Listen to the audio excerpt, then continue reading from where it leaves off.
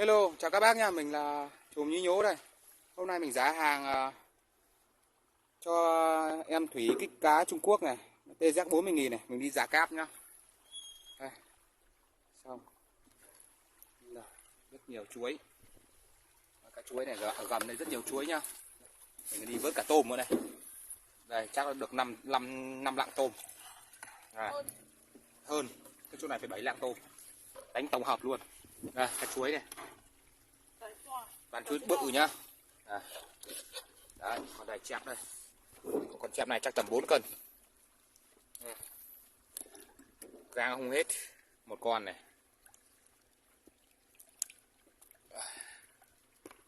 Hai con này, được 2 con này.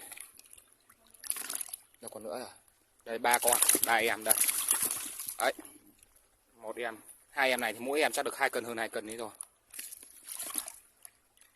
Một con này, 2 con này. Con bự thì ở giữa đây.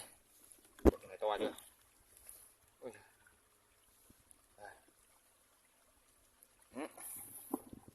Đấy. Giá hàng cho chú Thủy cái cá nhá, máy TZ 40.000. Đánh tổng hợp. Mình đánh tổng hợp tôm tép vớt hết, gặp cái gì vớt cái đấy.